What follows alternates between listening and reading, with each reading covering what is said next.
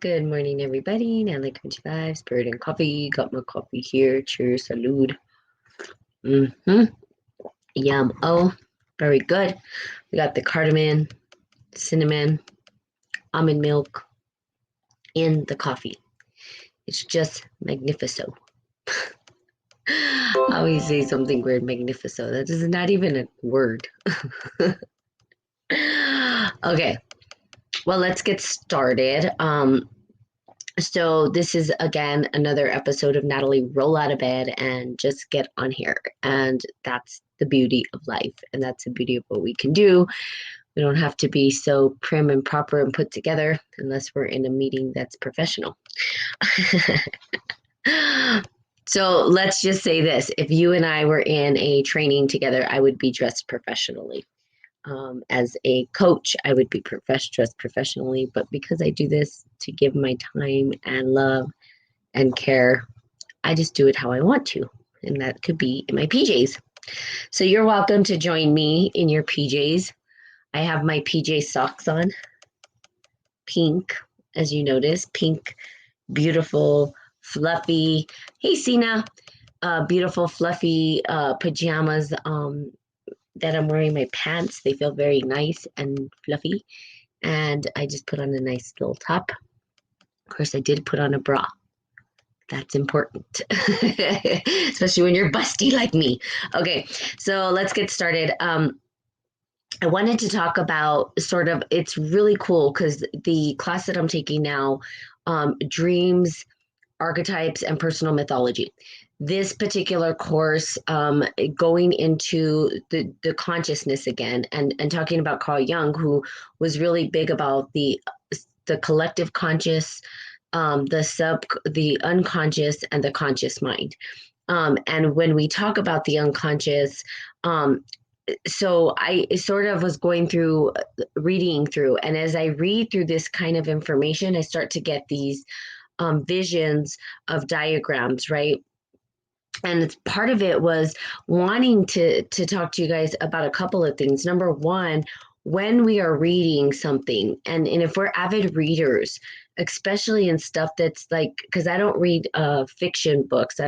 My stuff is usually nonfiction, and it's psychology, it's physics, quantum physics, that kind of stuff, right? And it might be even the popular books that are easier because I'm not a physicist, right, to understand. But I've read some pretty intense books where I'm like way over my head, but still read them. And part of my program talks about quantum physics, paradigms of consciousness, all of these ideas that sometimes people are like, what? I don't even know what that is. And for me, what I do is I take the information and I develop models and charts. And these models and charts, my sister was like, you're just a model and chart person. I said, yes, but the reason why is so I can teach people, because we're visual. And so I will try to draw it together into a diagram. That way, the diagram, when I show it, it makes sense. You can see it visually and say, oh, yeah, I could see how that connects.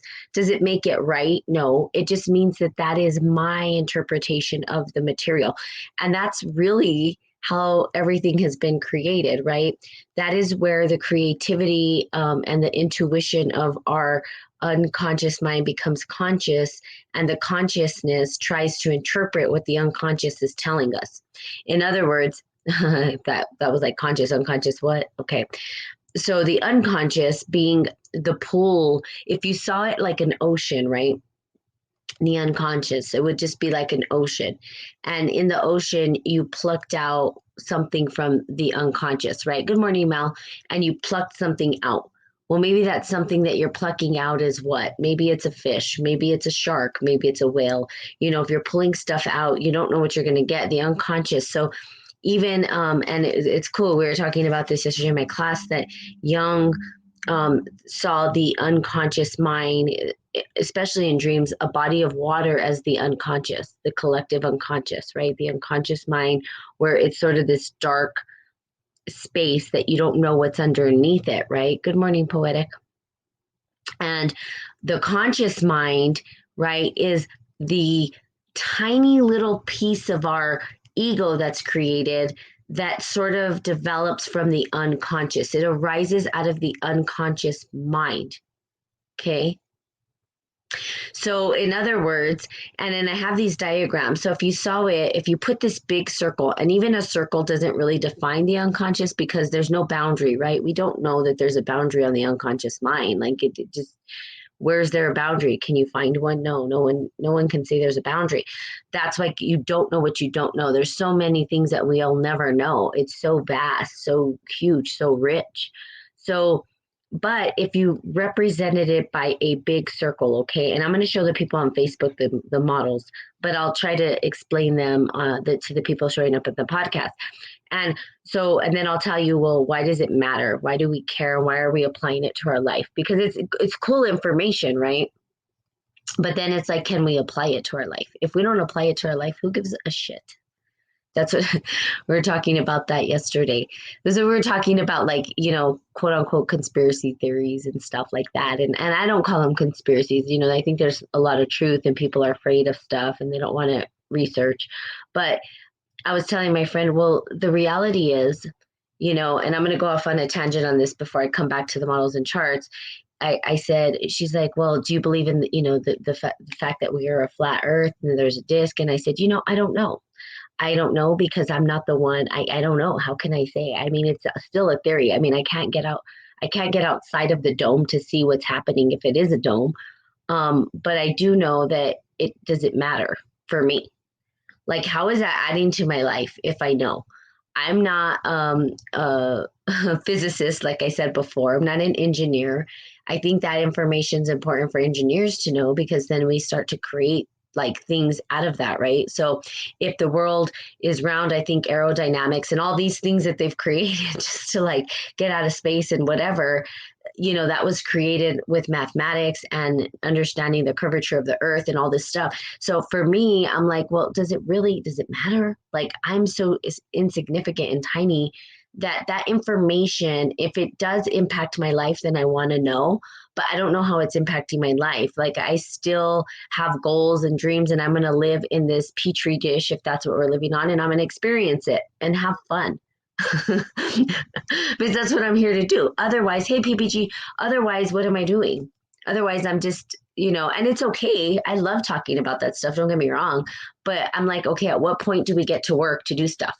And I'm a doer. So I'm like, okay, how is this going to help me to move forward in my life? I want to go see the world. Like, even if we lived in a petri dish, the petri dish is pretty cool. And it actually is kind of magnificent. And there's a lot to see. I mean, we have eyes to see and we could taste things and feel things. And that's kind of cool. We have physical sensations, right? So, so for me, wait, I will talk to you later. Okay. Awesome. Okay, how are you doing? I'm doing wonderful.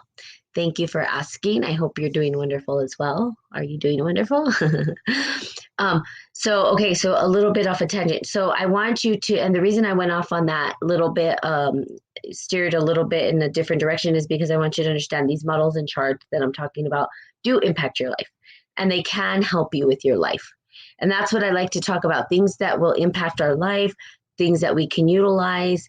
If you have a conversation or you bring to the podcast why this understanding this information can impact my life, I'm all ears. I'm all ears for it, of course. So when we talk about the unconscious, now, how does this impact our life? Because what they say, and this can be theory as well, is that the unconscious holds specific archetypal patterns. And those archetypal patterns sort of arise within the conscious mind of individuals. In other words, if we saw the unconscious mind as this pool of this, it's almost like the ocean, right? It's this vast body of something that we can't really define. But when we dive into it and we start to grow the ego, now the ego could be represented by a tiny dot within the subconscious, with the unconscious mind. So it's a tiny dot. It's a speck. So if we saw it in the ocean, we relate to the fishes or whatever, is we saw the ocean, we know that there's vast amount of creatures down there. and they make up a dot of what is available in that particular vast amount of body of water. So the unconscious could be represented like that. We know that it's dark, right? So some people are afraid to go into their unconscious mind because it could be dark and scary, and we don't know what we're going to uncover, right? What are we going to pull out? What are we going to fish out of there? Is kind of like, oh my God, I don't know what I'm going to fish out of that. I don't know if I want to fish, in the unconscious mind. Now, here's the deal, and this takes practice in order to, right, allow ourselves to deal with mastery in our own self. This is self mastery. We then get to understand how to communicate between the unconscious and conscious mind, right? So when we talk about people, being psychic, or we talk about people having insight or foresight and all this stuff, really, those individuals have really understood how to connect or talk to the unconscious mind, and how to communicate to the conscious mind. And it's really hard for these two to talk to each other. It's just not an easy thing. And I'll tell you why. Our conscious mind, which is our waking life mind, is what I'm going to call it. Okay. And it's not really just our making, because there's still unconscious stuff happening, but in our waking life, when we're awake and we're viewing the world, there's a lot of stimulus happening. We have maybe a personality. Our ego has collectively created us in our unique way in who we are. And I think there's some foundational personality traits that we each individually have that stick with us forever, right? That don't change. And we embody certain archetypes and energies that make us different, right? So we're kind of pulling from the unconscious. And in a conscious waking world, we have so much going on. But here's the deal. The unconscious mind, okay, the unconscious has way more going on. And in ways that we can't comprehend in our conscious mind, in our waking life. When we're awake, things seem normal, but think about dreaming, right? Which is the closest thing we can get to our unconscious mind, is that it's almost, and I've thought about this before, and I've had this theory, and I've had it for a very long time, that our unconscious represents the quantum world, and that maybe we connect to the quantum realm when we're in our dreams. Because if you notice in our dreams that things don't make sense, they just don't. You can be in two places at one time, or you can be, you just know you jump from one place to the other and you don't really know how you got there, or, just the weird things. Weird things happen in dreams. And we're like, how does this happen? Flight, right? We can fly in our dreams. Sometimes we're seeing patterns in our dreams, like sacred geometry, and all these other things are happening in our dreams. So the dreams are the closest thing we have to the unconscious mind. When we try to tap into that, the conscious mind will get totally overloaded. Our waking mind is like, what the hell? And the ego, right, will start to freak out, because the ego doesn't understand. So again, but it's the connection between the two. It's like, how do we communicate between the two? It doesn't have to be so fast either, because trust me. Good morning, Rawi. When I was, good morning, Toxie, Phyllis, Rawi, T-Funk. Good morning, Ting, Trey. I don't know if you guys are still on here, but good morning to you. Good morning to those on Facebook. If you're here, please just say you're here. But literally, just doing the work and this is how it impacts you, right? When we start to connect and communicate between the conscious and unconscious mind and open up that space, we have this superpower.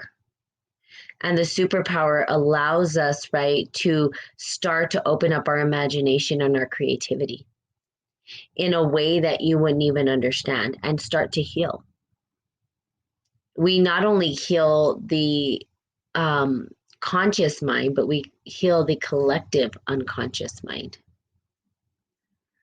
Okay. And I know I keep saying conscious, unconscious, but like, can I keep up?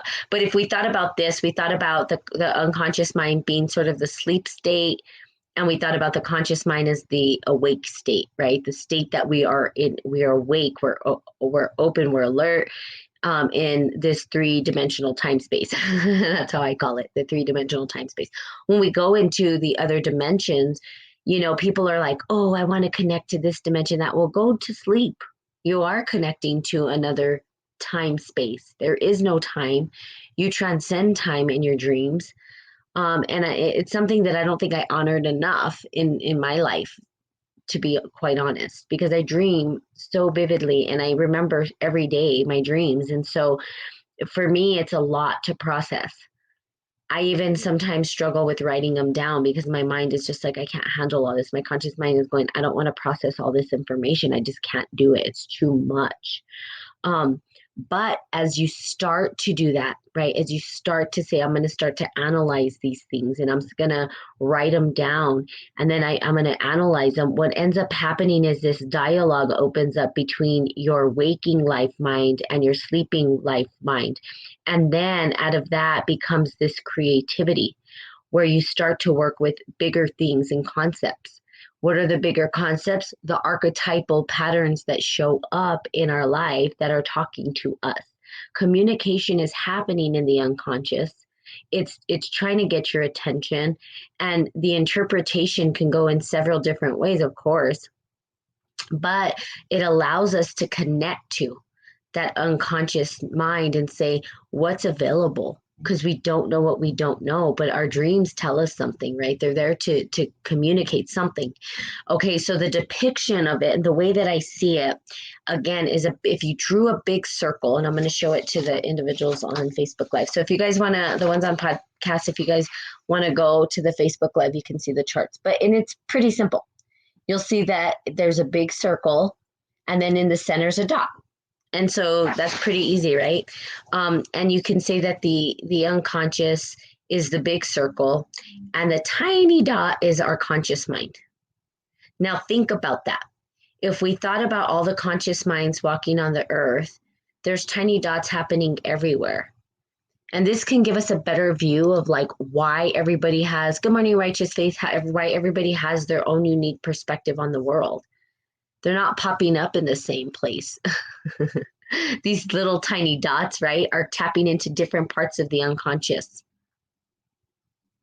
And we have access to all of it, but it's so vast and so much that we could never, ever, ever in our lifetime know it all. It's kind of like my Kung Fu. Check this out. I'll give this analogy. Kung Fu.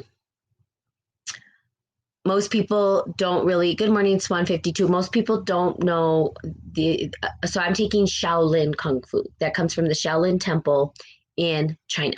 Okay.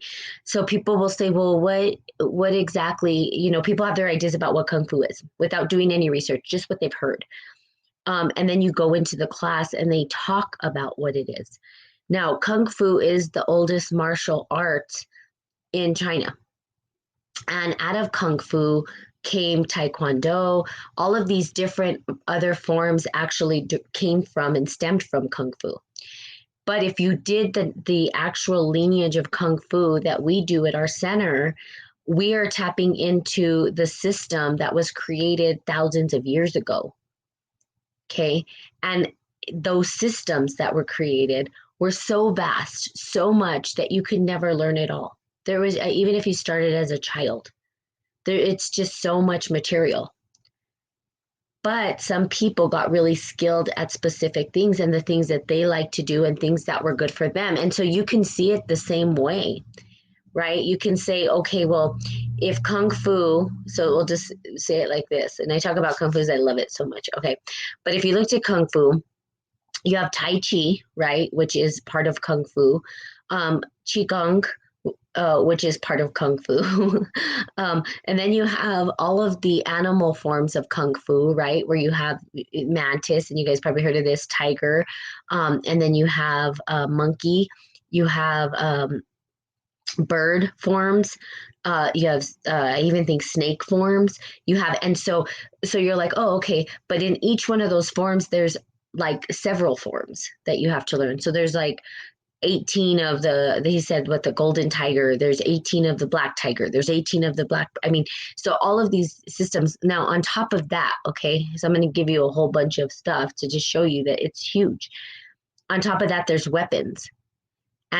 So weapons are a part of it. There's staff, there's little staff, there's sword, and if you watch Crouching Tiger, Hidden Dragon, you'll see there's a fight, right, that they have at the end with the sword, and she pulls out almost every weapon we use in Kung Fu and that we learn.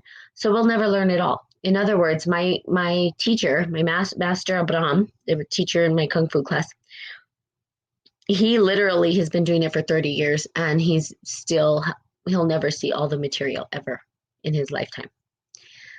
That's the same as the unconscious. So we sort of start to say, okay, we get that there's all of this information that's available to us, that the unconscious holds so much information and so many different things that maybe we're overwhelmed by it in some ways.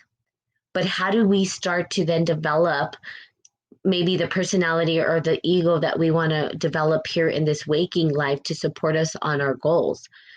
What are we pulling out? Now, the unconscious sometimes needs to be healed, right? Because there's a lot of stories and archetypal things that show up, like the trickster, right? We have all these different personality types and I'll call them personality, that show up, right? We have the trickster. We had some tricksters show up here on my Spirit and Coffee. I know how to handle those because I get it. They play a role. There's a role that they're playing within this particular conscious waking state of mind. They may not even understand or know that that's what they're doing. See, forgive them, for they know not what they do. That there's a lot of meaning to that particular passage. Forgive them, for they know not what they do. Because sometimes they're not aware that they're taking on the role of the trickster. And when I called them that, right, so they showed up to Spirit and Coffee. This is an example. And this is why Spirit and Coffee is a beautiful place for individuals, because it's not me, it's us, right? Spirit and Coffee is not me. My life is not just Spirit and Coffee. I mean, I live this stuff, but the reality is it's a space for everybody to feel like they're welcome, right? Because everybody has a role to play, or everybody's playing a role within the conscious waking. But some people don't realize that the unconscious mind is what's sort of arising from that. And there's different archetypal patterns. Then we begin to understand who we're dealing with. Who are we dealing with? So when the individuals came on my podcast, as you know, they came on my podcast, and what did they say? The first thing they were trying to joke around and get a rise out of me. And I told them, oh, you guys are the tricksters, right? You guys are the fools. And they're like, well, no, we're not really fools. And I go, well, no, I don't mean a fool like you're dumb. I mean, you're like playful, and you're trickster. You like to get a rise out of people. The trickster also, we can see these characters in movies. That's why I bring up movies all the time, because literally movies are another form and artistic connection to the unconscious mind becoming conscious. These different archetypal patterns that show up over and over again. And we'll say the Mad Hatter, right? He's the trickster, right? So there's different, and if you looked at the characters within each movie, you can go and say, oh, that's the trickster, or that's the one who's gonna the not the evil one, but the one who's gonna stab in the back, or who's deceptive or manipulative, or so you can start applying this to your own characters in your life. And that's why I'm telling you that this information is helpful to you, because you can start to recognize the characters that are showing up in your life. And rather than be upset, understand how to engage the energy that is showing up in your life. So now we get to engage it. Do we want to engage the energy? How do we engage the energy? Because we're going to deal with, and people say, well, it's personality types. We deal with them differently. The analyzer, we're going to give them a bunch of information, right? We're going to tell them, okay, this and this and this, and give them all this data, because that's what the analyzer wants. And if it's an emotional person, right, then we're going to speak to their emotions, how you feel. If it's an eagle type person, we're just going to give them the overview of everything. We don't need to give them so much detail. They don't want all the detail. They're just going to take it and run with it.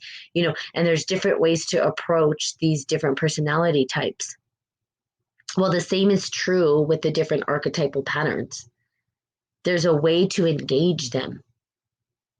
There's a language that goes with them. Have we been taught this information? No. I mean, you can, but it's like really hidden. And honestly, doesn't make popular media, to be quite honest with you. People are like, I don't want to talk about this. It's like my friend was talking, oh yeah, you have all 5 followers or whatever. And I'm like, I don't really care. 5 followers, 2 followers. I'm going to leave this information behind because one day people are going to wake up and go, oh shoot. And if you started 3 years ago with me and you really applied this work to your life, you would be manifesting the things that you want to manifest. I have a couple of people who had started following me from the beginning, and they were kind of coming up against a wall. They were afraid to really do what they wanted. And we worked together. They continue to show up, and now they're doing what they want to do. And it's amazing to see. I'm like, awesome. Now, I was a catalyst. It wasn't the purpose or the reason that they did it, but they were trying to figure out how to. So they started reaching out, right? And they're naturally going to come to podcasts or workshops or whatever that are going to support them in doing it, right? And I will say this, that sometimes people will enroll you in a workshop and not really give you the true understanding, the deep, deep stuff. So it just falls apart. The deep stuff is understand your unconscious mind. When you clear that, when you understand that, right, that you start to heal. And when you start to heal, you basically what you start to do is you start to not see these blockages, but opportunities. You see opportunity. I like the idea of workshops. I've also done yes. So Swan 52, I will be doing, after I get my courses up online, because I'm doing one course. It's setting goals and achieving them. That's going to be the first one. And it's really going to go over how to create more time, which is a pretty cool process. How to create more time, how to manage overwhelm, and then how to set up these goals for yourself that are commitment based, and so that it puts you in the seat to really drive action to your goals. Okay. And so yes, and meditation as well, and it also is just an overview of what is blocking you from truly getting to the goals that you want to get to. So it's going to be about an 8-week course. Once that is done and up and running, then there'll be scholarships available. I love what my sister said. She goes, why don't you do scholarships for, individuals, maybe like mothers, single mothers, or people who that may not be able to afford the full price. And I said, oh, that's a great idea. I love that. I love giving back. So scholarships will be available for individuals, right? Discounted rates or whatever for people. But again, this information getting out. And then once that's done, workshops, yes. Workshops and also trainings. And hopefully, if everything does start to open up again, actual trips to India, guided trips. I'm working on. So there's stuff in the works. Is it all going to happen overnight? No.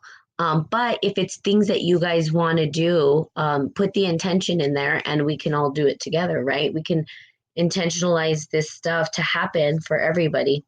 Okay, so then we have the unconscious. So again, that's the chart. Now, the consciousness has memory and identity in it. And that's part of the other thing that I read in terms of like how Carl Jung put it together. But me, I'm putting it into a chart. And I also have these phases that kind of showed up for me. So the phases that showed up were sort of the phase 1, which is the separation, which becomes the objective and subjective kind of mind. And then phase 2, which is integration, which is the ebb and flow of life. And then the unification, of holism in phase 3. So separation, integration, unification, meaning that we think we're separate, and that's kind of like the postmodern mindset or whatever. And post-pomo is maybe the integration and holism. And so we're now in sort of this phase of holism, living systems paradigm, consciousness, and looking at that. And so I know it's kind of like, whoa, because there's so much information. Again, there's so much to know. It's crazy. And trust me, I know nothing. I know such a speck. It's like crazy how much down the rabbit hole you could go. But if we looked at our conscious mind from these phases, we can come back to unification, right? And then what we do is we get a little bit closer to who we are, our authentic self. So this is just another form, another way of really, truly finding out our authentic self. But again, it takes that connection between the conscious and unconscious mind. That communication, the dialogue needs to open up. It's not an easy task. So there are therapists who can help with that, usually. And what I was told is Jungian therapists that work with dreams. Why? Because dreams are the creative part of our brain that we can bring forth creativity from that space, right? Which is pretty cool. Like I myself was shocked at the when I went through my courses at the end, what I developed out of this. It was really kind of cool. I worked with an archetype, and the archetype that I worked with, and maybe perhaps on one of these days I'll put a blog up. I think I'm going to do a collective writing from all of what I'm doing in my master's program, of course, and then I think I'll have content for 2 to 3 years that I can just put in blog posts. But one of them is working with the archetypal La Llorona, which was pretty powerful. And then having to rewrite the story, right? And me rewriting the story to heal. And that was part of a healing process. But the creativity that came from it was so magnificent. In other words, our dreams, when we work with them, have the ability to heal our conscious waking life. And it's one of the most amazing processes I've been through, to be quite honest with you. Because why? Because it's the closest thing to us are our dreams. That is our unconscious. It's us in our unconscious mind tapping in, and it's coming from us. It's not coming from anyone else but you. How cool is that? I mean, it's so cool, and of course we can't share what the other students are doing, but I will say this, what they do share and the way that they interpret their own dreams, it's really magnificent to see how they start to open up and blossom from sharing and going through their own dreams, and how it has this connection to their self, and they're like, whoa, and inherently they start to change and heal. This also, again, heals the collective unconscious. If they're doing the healing, right, then everything's starting to get healed. It's pretty cool. I mean, it's just a pretty interesting, and I feel like a cool way to engage our life. So this is the other chart, and I'll just show it. Me and my models and charts. So again, phase 1 is separation. Phase 2 is integration. Phase 3 is holism. And I have different symbols to identify the two. But I would say this, it's not that it ever disconnects from each other. So even in the separation, they're still touching. They would have to touch, right? The separation would have to touch in order to come together into a whole part. So they never forget themselves, but they've forgotten themselves, if that makes sense. When we talk about the separation, let me see what you say. Hold on. I healed when I left my last relationship, and my good friends remain. I feel like everyone deserves healthy relationships. Yes, although there is different way. Absolutely. Yes, there are billions of different ways to heal. I mean, quadrillion different ways. Billions, quadrillions different ways. Yes, absolutely. There's so many ways to heal. You're absolutely right. And we explore different ways and methodologies here at Spirit and Coffee. Um, this is just the one way that I have. I was very excited about my charts. I get excited when I get download. I call them downloads, right, from the collective unconscious. I get downloads of models and charts. Some people see, well, it's kind of sacred geometry in a lot of ways. So it is sacred geometry that I get these downloads and depictions of the sacred geometry. And that's part of the gift that I have, right? Each individual has their own gift. Um, uh, I think, like Alfie said, Alfie was on here one day, said one of my gifts was clairvoyance, but we all have our unique gifts that we get. Mine is I get downloads, and those downloads come in the form of models and charts and sacred geometry. But yes, I heal in different ways. Kung Fu is healing for me, Tai Chi is healing for me, meditation's healing for me, going to the gym and lifting heavy weights is healing for me, taking long walks in the bosque or in nature is healing for me. Um, Meditation, Kundalini breath work, other ways to heal. So, yes, you're absolutely right. There's billions and trillions of ways to heal. This particular way of healing, which is the conscious and unconscious mind, is probably the deepest work that you can do when it comes to healing. It requires great, great, great, great, great, great courage and bravery. And the reason why is because you will draw up trauma. So you have to be able to go to a therapist or have somebody to guide you.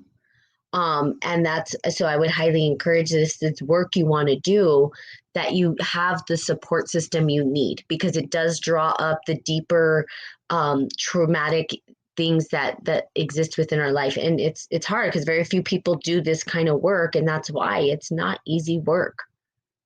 It's not. It's challenging. And it's because of that, the conversations, the dialogues, the having to relook at the healing, and it becomes this deeper rooted healing.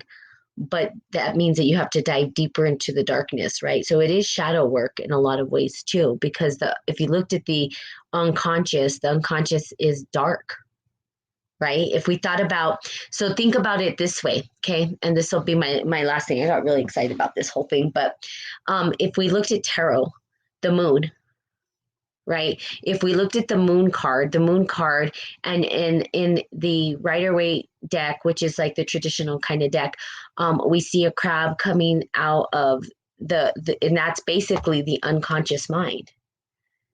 And we associate the moon with the unconscious. Why? Because it's dark.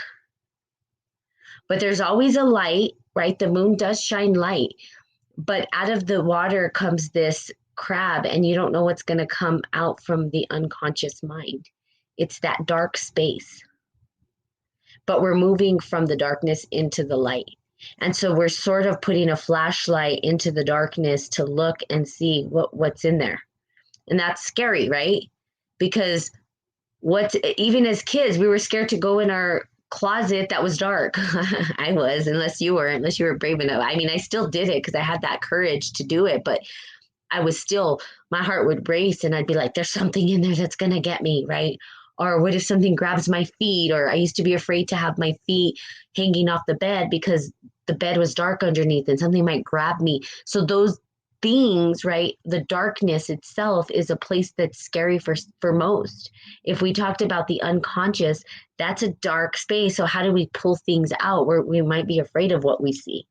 We're like, I don't know if I want to pull the shit out of the unconscious. What if I just leave it there?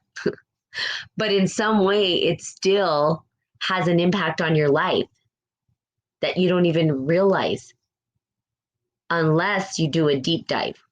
So it takes a lot of courage and a lot of bravery. And if you want to do that deep, deep, deep healing, dive deep. I say get a therapist, or get somebody that you at least get an individual who you can go to and that can support you through the process. That's always important. I have people that I go to when I do this work. I have individuals, I have a system, right, set up in case, because this work is very deep, and you can totally, people have gone crazy. They'll just say that. People have gone mad doing this work. and not having a true grounding or a true system of individuals that can support through the process, right? So that's why we have our brothers and sisters to help us through these processes. Not simple, not easy, but beautiful. When we do it right, there's this beauty that arises out of it, this beautiful art and imagination, right? We tap into that imagination like a child. Our childlike imagination comes forward, and then now we've created this imagery that's, it's like, wow, it looks like a fantasy world, right? Or a fan is something that we're like, how did that happen? Well, we tapped into it, and you have it. Everybody has that creative side. So there you have it. My models and charts. Okay. So if I get more as I read on, I'm sure I will with this particular reading, because I'm already getting downloads from this reading that I'm doing.